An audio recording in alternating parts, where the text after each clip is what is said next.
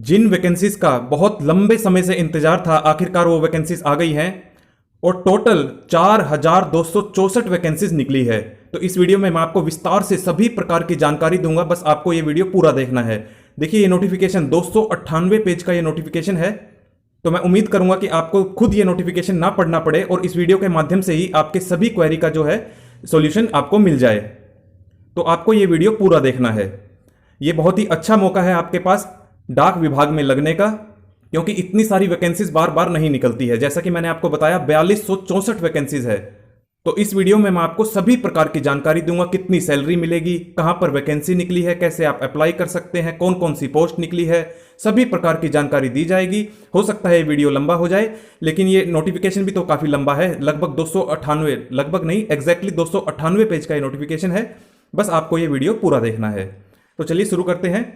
तो आप देख सकते हैं अपनी स्क्रीन पे, notification for the post of ग्रामीण डाक सेवक cycle 2021-22 Uttar Pradesh circle. Applications are invited by the respective engaging authorities as shown in the Annexure 1 against each post for eligible candidates for the selection and engagement to the following post of ग्रामीण डाक सेवक। तो ग्रामीण डाक सेवक के अंतर्गत काफी सारी वैकेंसीज निकली है। पहली वैकेंसी कौन सी है? पहली है ब्रांच पोस्ट मास्टर की, इसको शॉर्ट में हम कहेंगे BPM। तो इनकी जॉब प्रोफाइल या काम क्या है?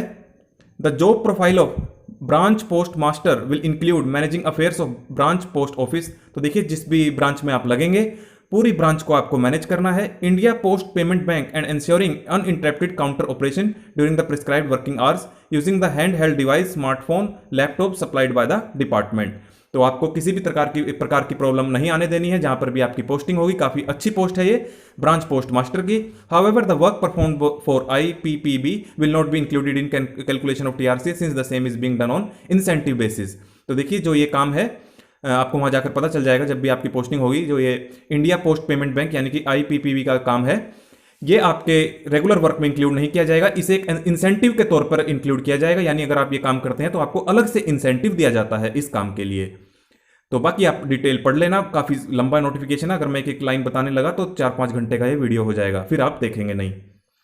तो नेक्स्ट पोस्ट है असिस्टेंट ब्रांच पोस्ट मास्टर की, यानी कि ऊपर वाली थी ब्रांच पोस्ट मास्टर की, इनके असिस्टेंट की भी पोस्ट निकाली है असिस्टेंट ब्रांच पोस्ट मास्टर की, शॉर्ट में है ABPM। मैं शॉर्ट इसलिए बता रहा हूं, नीचे फिर आपको दिक्कत आएगी कि मैं यही वर्ड यूज करूंगा ABPM। इनका जॉब प्रोफाइल क्या है? The job profile of assistant branch post master will include all function of sale of stamp, stationery, conveyance and delivery of mail. तो आपका काम क्या होगा? जो स्टैंप है, स्टेशनरी है, उनकी बिक्री का, कन्वेंस और डिलीवरी ऑफ मेल की जो मेल्स आते हैं, डाक आती है, उनका आपको मैनेजमेंट करना है। उसके बाद तीसरी वैकेंसी निकली है डाक सेवक की। द जॉब प्रोफाइल ऑफ डाक सेवक will include all functions, sale of stamp, stationery, conveyance and delivery. इसका भी काम लगभग सेम ही है, उन्हीं की तरह, असिस्टेंट की तरह। इनका भी काम है सेल ऑफ स्टैंप का, स्टेशनरी का, और जो डाक आएगी उसका, कन्वेंस का। तो आप बाकी पढ़ लेना, कोई प्रॉब्लम आती है तो कमेंट बॉक्स खुला है, आप वहां पर कमेंट करके पूछ सकते हैं। टाइम रिलेटेड कॉन्टिन्यूटी अलाउंस, तो जो टाइम के आधार पर आपको अलाउंस कितना दिया जाएगा? BPM को 12,000 और 5 घंटे की ड्यूटी के लिए 14,500, और इसी तरह ABPM और डाक सेवक की 10,000 और 12,000। ये आप देख लेना, काफी अच्छी सैलरी है। ये तो शुरुआती सैलरी है, आगे बढ़ेगी भी। एज लिमिट क्या होनी चाहिए? सबसे important, the minimum and maximum of age for the purpose of engagement to GDS post shall be 18 से 40 साल। तो काफी अच्छी एज लिमिट दी है, कोई दिक्कत नहीं है। 18 से 40 साल के बीच में अगर आपकी आयु है तो आप आराम से अप्लाई कर सकते हैं। किस दिन? 23 अगस्त 2021 को आपकी आयु 18 से 40 वर्ष तक ही होनी चाहिए। एज रिलैक्सेशन आपको पता ही है, यहां पर भी दी जाएगी। SC/ST को 5 वर्ष, OBC को 3 साल के लिए। तो इस हिसाब से हो गई इनकी 45 वर्ष और 43 वर्ष रिस्पेक्टिवली।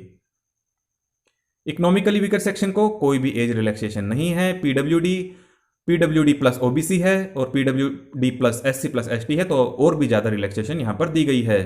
एजुकेशन क्वालिफिकेशन, बहुत इंपॉर्टेंट बात आ गई है यहां पर, कौन कौन अप्लाई कर सकता है? Secondary school examination pass certificate of 10th standard. तो देखिए 10वीं पास मांगा गया है with passing marks in mathematics. तो मैथमेटिक्स भी मांगी गई है, साथ साथ 10वीं में होती ही है, हो सकता है कुछ स्कूल में ना हो, इसलिए लिखा है यहां पर, कंपलसरी है। Local language and English having been studied as compulsory और इलेक्टिव सब्जेक्ट। तो देखिए, लोकल लैंग्वेज भी आपको आनी चाहिए, जहां उत्तर प्रदेश की आपको आती ही होगी, उत्तर प्रदेश के वासी हैं, और वैसे भी हिंदी ही चलती है, कोई दिक्कत वाली बात है नहीं। अगर मध्य प्रदेश, हरियाणा, राजस्थान, पंजाब, अगर यहाँ के लोग, उत्तराखंड, यहाँ के लोग भी अगर अप्लाई करना चाहते हैं तो कोई दिक्कत वाली बात है नहीं। बस 10वीं में मैथ्स होना चाहिए, इंग्लिश पढ़ी होनी चाहिए, वो होती ही है। Compulsory knowledge of local language, तो ऊपर कहा था जैसे कि लोकल लैंग्वेज जहाँ पर भी आपकी पोस्टिंग होगी, बहुत सारे स्टेशंस दिए हैं, नीचे मैं भी आपको दिखाऊंगा कहाँ कहाँ आपकी पोस्टिंग हो सकती है, जैसे आगरा और भी जगह बताई है, लगभग उत्तर प्रदेश के हर एक कोने में है। तो the candidate should have studied the local language at least up to 10th standard. तो देखिए 10वीं तक आपको लोकल लैंग्वेज पढ़ी होनी चाहिए, लोकल लैंग्वेज हिंदी ही होती है, as declared by the state government और as per constitutional provision relating to the 8th schedule. तो देखिए 8वां शेड्यूल है संविधान का, उसमें 22 लैंग्वेज दी हैं, उनमें आपको पता ही है हिंदी भी है, तो कोई दिक्कत वाली बात है नहीं। फिर भी इन्होंने लिस्ट नीचे आपको दे दी है। Name of circle and official language of the state UT under each circle. तो देखिए ये उत्तर प्रदेश की निकली है, तो देख लेते हैं उत्तर प्रदेश में कौन सी भाषा है, कहाँ गया उत्तर प्रदेश, ये रहा 21वें नंबर पर। तो देखिए मैंने बिना नोटिफिकेशन देखे आपको बता दिया था, 21वें नंबर पर आप देख सकते हैं उत्तर प्रदेश, भाषा कौन सी है, हिंदी। तो आपको अब डरने की जरूरत नहीं है, पता नहीं कौन सी लोकल लैंग्वेज इन्होंने मांग ली, हिंदी मांगी है। उत्तराखंड में भी देख लीजिए हिंदी ही होती है, तो उत्तराखंड वाले भी आराम से अप्लाई कर सकते हैं। हरियाणा वाले देख लेते हैं एक बार, हरियाणा कहाँ गया, ये रहा 7वें नंबर पर हरियाणा है। यहाँ पर भी पोस्टल जो ये डाक सेवा है, इसमें भी हिंदी को ही मान्यता दी गई है कि लोकल लैंग्वेज हिंदी मानी जाएगी, तो कोई दिक्कत वाली बात है नहीं। वैसे भी दिल्ली वाले भी देख सकते हैं हिंदी, छत्तीसगढ़ वाले भी हिंदी, बिहार वाले भी हिंदी, हिमाचल प्रदेश वाले भी हिंदी, जम्मू एंड कश्मीर वाले भी उर्दू के साथ साथ हिंदी है, तो कोई दिक्कत वाली बात है ही नहीं। तो आप यहां पर ये पूरा शेड्यूल एक बार देख लेना, मैं धीरे धीरे ऊपर कर देता हूं। अगर जो भी राज्य के वासी हैं वो आराम से अप्लाई कर सकते हैं, हिंदी सबको आती है, ठीक है। अब बात करते हैं बेसिक कंप्यूटर ट्रेनिंग की। The candidates for all approved categories of GDS referred to in one above will be required to furnish basic computer training course certificate at least 60 days duration from any computer training institute run by केंद्र सरकार, राज्य सरकार, university board, private institution. ओहो, private institute का भी मान्यता दे दी है, बहुत ही अच्छी बात है। देखिए क्या है, 60 दिन का आपको कोई भी कंप्यूटर का कोर्स दिखा देना, वो भी बेसिक कोर्स, कोई दिक्कत नहीं है, कोई एडवांस लेवल का नहीं दिखाने की जरूरत है। कोई भी प्राइवेट इंस्टीट्यूट से आप ले लेना 60 दिन का, कोई दिक्कत वाली बात है नहीं, ठीक है। The requirement of basic computer knowledge certificate shall be relaxable in case where candidate has studied computer as a subject in matriculation. आहा, देखिए कितनी अच्छी बात कही है। अगर आपके पास अगर 60 दिन का सर्टिफिकेट नहीं है, लेकिन अगर आपने 10वीं में क्या है कि कंप्यूटर का नॉलेज को सब्जेक्ट पास किया है, तो भी कोई आपको दिक्कत नहीं है, सर्टिफिकेट देने की जरूरत नहीं है। या फिर कक्षा 12वीं या फिर किसी भी आपने ग्रेजुएशन में भी पढ़ा होगा, तो भी आपको सर्टिफिकेट अलग से दिखाने की जरूरत नहीं है। और separate certificate will not be insisted upon, तो आपसे किसी भी प्रकार की जबरदस्ती नहीं की जाएगी कि अगर आपने 10वीं में पढ़ रखा हो कोई भी सब्जेक्ट कंप्यूटर से रिलेटेड, 12वीं में पढ़ रखा हो या फिर ग्रेजुएशन में पढ़ रखा हो, ऐसा मैं नहीं कह रहा हूं। देखिए यहां पर लिखा है any other higher education level. Knowledge of cycling आपको होनी चाहिए। Knowledge of cycling is a prerequisite condition for all GDS post. जितने भी पोस्ट मैंने आपको ऊपर बताई, आपको साइकिल चलानी आनी चाहिए। In case of candidate having knowledge of riding of scooter और motorcycle, that may be considered as knowledge of cycling. तो देखिए जरूरी नहीं है आपको साइकिल नहीं आती और आपको बाइक या स्कूटर आता है तो वो भी चल जाएगा, कोई दिक्कत वाली बात नहीं है। एडुकेट मीन्स ऑफ लाइवलीहुड, तो देखिए ये तो कंडीशन ये लगाते ही हैं हर बार। The candidate applying for the post shall note that he/she will have adequate means of livelihood to support himself, herself and her family from other source so as to have to supplement his/her income। तो देखिए इन्होंने कहा है कि आप पूरी तरह से इस जॉब पर निर्भर मत होना। अगर आप कहते हैं कि 12,000 14,000 रुपए मेरे लिए सफिशिएंट नहीं है घर चलाने के लिए और आप कल को इनको कहें कि सैलरी बढ़ाइए, तो ये नहीं बढ़ाएंगे, ये तो अपने रूल के हिसाब से ही बढ़ाएंगे। जब भी बढ़ती है, जितना भी इंक्रीमेंट सालाना लगता है, तो आपके पास कुछ और भी सोर्स होने चाहिए इनकम के। अगर नहीं है तो ऐसा नहीं है कि आप अप्लाई नहीं कर सकते। हाउएवर, ये बात मैं नहीं कर रहा हूं, देखिए आगे लिखा है however this shall not be a pre requisite for candidate for this purpose. तो आप अप्लाई कर सकते हैं, अगर आपके पास कोई और सोर्स नहीं है फिर भी आप अप्लाई कर सकते हैं। इन्होंने तो बस आपको कहा है कि आप पूरी तरह से निर्भर मत हो जाना कि मेरे को तो 12,000 14,000 में मेरा घर नहीं चल रहा है तो अब मेरे को और बढ़ाओ। ये तो नियम से बढ़ाएंगे, साफ सी बात है, ये आप पूरा पढ़ लेना। फर्निशिंग ऑफ सिक्योरिटी, तो सिक्योरिटी भी रखी जाएगी कैसे। On engagement as GDS the person so engage shall be required to furnish security in such manner as may be prescribe from time to time. The existing security amount in case of branch post master and other approved category of GDS is ABPM and डाक सेवर is 1 lakh rupees. तो 1 लाख तक की आपको security रखनी पड़ सकती है। Exemption of fee for applying on GDS post, applicant belonging to the category UR, OBC, EWS male, transman have to pay a fees of ₹100 for each set of 5 options. Payment of fee is exempted for all female trans women candidate, all ST candidate and all PWD candidate। तो देखिए 100 रुपये fees बाकी सबके लिए लगेगी, UR, OBC, EWS, male, transman. Women के लिए भी कोई फीस नहीं लगेगी, एससी के लिए कोई फीस नहीं लगेगी। सिलेक्शन क्राइटेरिया क्या रहेगा? Selection will be made as per the automatic generated merit list. तो जो भी मेरिट लिस्ट होगी उसके आधार पर आपको सिलेक्शन दी जाएगी। No weightage will be given for higher education qualification. तो देखिए, अगर आपने 10वीं से ज़्यादा पढ़ाई कर रखी है, एमकॉम कर रखी है, मास्टर डिग्री कर रखी है, कोई प्रोफेशनल डिग्री कर रखी है, तो उसे कोई मान्यता नहीं दी जाएगी। बस आपके जो मेरिट लिस्ट है, only marks obtained in 10th standard of approved boards aggregated to percentage to the accuracy of 4 decimal will be the criteria for finalising the selection. तो देखिए, 10वीं के आधार पर जितने आपके मार्क्स है उस पर आपकी मेरिट लिस्ट तैयार की जाएगी और आपको सिलेक्शन दे दी जाएगी। Candidate having both marks and grades in the marks list have to apply with marks only. तो देखिए, अगर आपको ग्रेडिंग सिस्टम है तो मार्क्स के आधार पर आपको कन्वर्ट करके सिलेक्शन दी जाएगी। हाउ टू अप्लाई, अब बात आती है अप्लाई कैसे करेंगे। Candidate must ensure to go through the notification and instruction thoroughly and understand well before registering himself for applying online. तो आपको पहली बात तो ऑनलाइन अप्लाई करना है और आपको खुद से ये 298 पेज का नोटिफिकेशन खुद पढ़ना है। मैं आपको रिकमेंड करूंगा, क्योंकि हो सकता है कुछ पॉइंट छूट जाते हैं, ह्यूमन एरर हो सकता है, तो आपको ये नोटिफिकेशन खुद भी पढ़ना है। लेकिन मैं पूरी कोशिश कर रहा हूं कि आपको हर एक बात बता दूं। फिर भी अगर आपको कोई दिक्कत आती है जब आप खुद पढ़ेंगे तो मुझसे आप पूछ लेना। Candidate has to ensure himself that he is eligible. तो आप देख लेना एक बार, जो मैंने आपको क्वालिफिकेशन बताई है वो आपकी पूरी होती हो। 10वीं पास आपको होना चाहिए, मैथ्स पढ़ी होनी चाहिए, लोकल लैंग्वेज का ज्ञान होना चाहिए। ये सब बातें मैंने आपको ऊपर बताई हैं। Only one registration is to be made for one candidate. The same registration number should be used for submission of application during the cycle to any of the circles. तो एक ही बार आपको रजिस्ट्रेशन करना है। In case of any duplicate registration is found while altering the basic details like change of father name, applying one registration with the UR category and another registration etc. will be treated as duplicate registration. All the candidate relating to all such duplicate registration will be deleted. तो देखिए, किसी भी तरह की आपको कोई भी fraud नहीं करना है, एक से अधिक रजिस्ट्रेशन नहीं करना है। कभी आप सोचें एक बार तो मैं जनरल से अप्लाई कर देता हूं, एक बार एससी से अप्लाई कर देता हूं, ऐसा बिल्कुल भी नहीं चलेगा। Candidate need not submitted any physical application. तो देखिए, जैसा इन्होंने कहा है कि ऑनलाइन अप्लाई करना है तो ऑनलाइन ही करना है, फिजिकल एप्लीकेशन एक्सेप्ट नहीं की जाएगी। While selecting board name, candidate ensure that they are selecting the correct board name with appropriate configuration। तो आपको सभी प्रकार की डिटेल सही भरनी है। फोटो सिग्नेचर सही साइज के होने चाहिए जो भी आपको बताए गए हैं। और fee once paid will not be refunded and also should note that in case of online payment sometimes the settlement may take up to 72 घंटे। तो देखिए, मान लिया आपने फीस पे करी और कोई दिक्कत आ जाती है तो 72 घंटे में आपकी फीस जो है मान ली जाएगी, एक्सेप्ट मान ली जाएगी। अब ऐसे मत सोचना कि अरे फीस तो कट गई, एक्सेप्ट नहीं हुई, तो आप ऐसी दिक्कत मत मानना। 72 घंटे आप वेट करना। एप्लीकेशन सबमिशन कैसे करना है, कौन सी पोस्ट है, कौन सी वेबसाइट है, सभी प्रकार की डिटेल अभी मैं आपको दे देता हूँ। Online application will be accepted for the candidate from the candidate who desires to apply online will have to register himself। तो वेबसाइट कौन सी है? indiapost.gov.in या फिर appost.in GDS ऑनलाइन। कब से कब तक आप अप्लाई कर सकते हैं? 23 अगस्त से 22 सितंबर। तो आपके पास 1 महीने का वक्त है। बाकी आपको जो डिटेल्स डालनी है, name, father name, mobile, date of birth, gender, community, सभी प्रकार की डिटेल्स आपको देनी है। Only one registration is allowed for one candidate. The same registration number should be used for submission of applications during the cycle to any one of the circles. Mobile number mapping is mandatory for registration. Once registered, the same mobile number will not be allowed for further registration of any other candidate. तो एक ही बार आपको एक mobile number allow किया जाएगा। सभी प्रकार की detail आपको सही भरनी है। फीस पेमेंट आपको ऑनलाइन भरनी है ना, डेबिट कार्ड, क्रेडिट कार्ड, सभी प्रकार की डिटेल्स होंगी वहां पर। For making the payment of fees the candidate should refer the registration number in all case. तो नेम ऑफ डॉक्यूमेंट कौन सा भरना है, क्या साइज है, कौन सा फॉर्मेट है, मैंडेटरी है क्या नहीं, मैंडेटरी तो होगा ही जब लिखा है। तो आप देख लेना, 10वीं का सर्टिफिकेट, एसएससी का सर्टिफिकेट जेपीईजी फॉर्मेट में होना चाहिए, 200 किलोबाइट का होना चाहिए, A4 साइज में होना चाहिए। मैंडेटरी है 10वीं का पास सर्टिफिकेट। आप सारा कुछ देख लेना। ये एक बार मैं स्लो ऊपर चला देता हूं। डेट ऑफ बर्थ भी आपके पास प्रूफ होना चाहिए। कंप्यूटर सर्टिफिकेट मांगा है वो भी आपके पास होना चाहिए। फोटो का साइज आप देख लीजिए, 200x230 पिक्सल्स में होना चाहिए, ये साइज होना चाहिए। सिग्नेचर का भी आप देख लीजिए।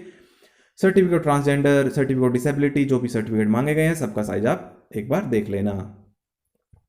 तो हम आगे बढ़ते हैं। Important instruction, the engaging authority of each post is of the right to modify और कैंसिल द नोटिफिकेशन। तो कभी भी काटी जा सकती हैं, मतलब कैंसिल की जा सकती है notifications. The document is computer generated, no signature is required. तो हेल्पलाइन नंबर भी दिया गया है, आप मुझसे भी पूछ सकते हैं या फिर आप इस हेल्पलाइन नंबर पर प्राथमिकता दीजिएगा। ईमेल एड्रेस भी दिया गया है, इस पर आप अपना सॉल्यूशन ले सकते हैं अगर आपको कोई प्रॉब्लम आती है। तो अब आ गया है एनेक्सर, कहां पर कौन से स्टेशन या डिवीजन पर ये वैकेंसीज निकली है, मैं आपको एक बार दिखा देता हूं। मैंने तो 23 अगस्त से 22 सितंबर तक आप अप्लाई कर सकते हैं। अब आप देख लीजिए कौन कौन से डिवीजन में आपकी पोस्टिंग हो सकती है, कितनी वैकेंसी है। जैसे आगरा डिवीजन के हेड ऑफिस का नाम आप देख लीजिए, एसओ नेम, ब्रांच ऑफिस का नाम आप देख लीजिए।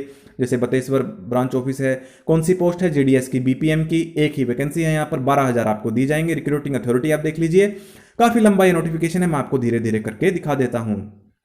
तो आगरा के आप देख सकते हैं अलग अलग डिवीजन, सैलरी भी आप साथ साथ देख लेना। बहुत बड़ा ये नोटिफिकेशन है। किसी भी प्रकार की अगर आपको दिक्कत आती है तो आप मुझसे कमेंट बॉक्स में जरूर पूछना। हेल्पलाइन भी नंबर आपको मैंने ऊपर दिखाया है, ईमेल एड्रेस भी दिया गया है।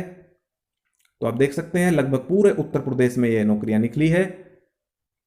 तो अभी आगरा था, तो अब शुरू हो गया है अलीगढ़। एक बार मैं आपको ये पूरा नोटिफिकेशन दिखा देता हूं। अब शुरू हो गया है बुलंदशहर, अलीगढ़ और आगरा आपने ऊपर देखा है। पूरे भारतवर्ष के लोग यहां पर अप्लाई कर सकते हैं। अब शुरू हो गया है ईटा, बहुत सारी वैकेंसीज निकली है, 4,264 वैकेंसी है। मैं बाइफर्केशन भी दिखा दूंगा आपको अभी कि जनरल की कितनी है, ईडब्ल्यूएस की कितनी है। अब शुरू हो गया है इटावा, झांसी,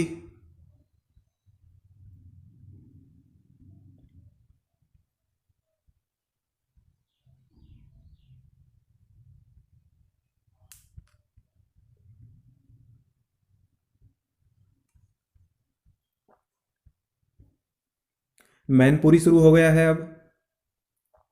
अब शुरू हो गया है मथुरा,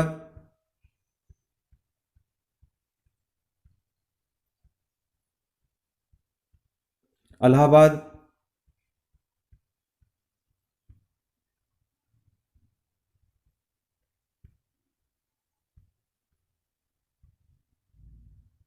उसके बाद है मिर्जापुर,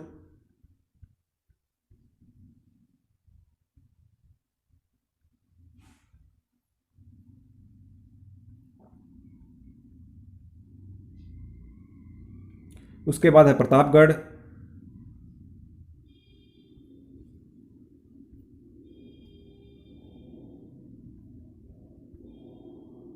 सुल्तानपुर, अमेठी हेड ऑफिस है,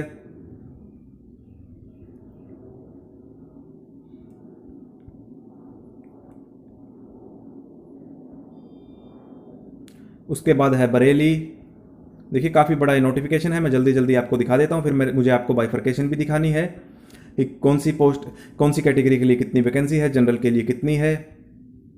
बिजनौर शुरू हो गया है, तो मैंने आपको बताया पूरे उत्तर प्रदेश के लिए है, पूरे भारतवर्ष से अप्लाई कर सकते हैं। उसके बाद है बुदौन शुरू हो गया है, आप देख लेना एक बार। हरदोई,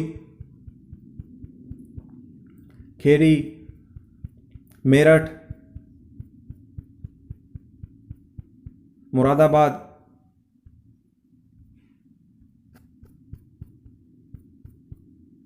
मुजफ्फरनगर,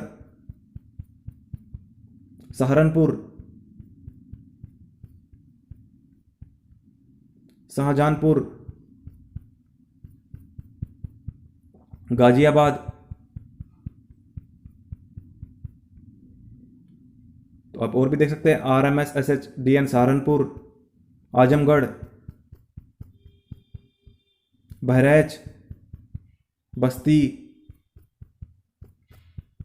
देवरिया, गोंडा, गोरखपुर, बाराबंकी, फैजाबाद,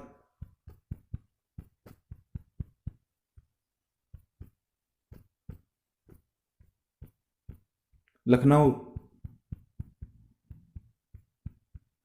रायबरेली,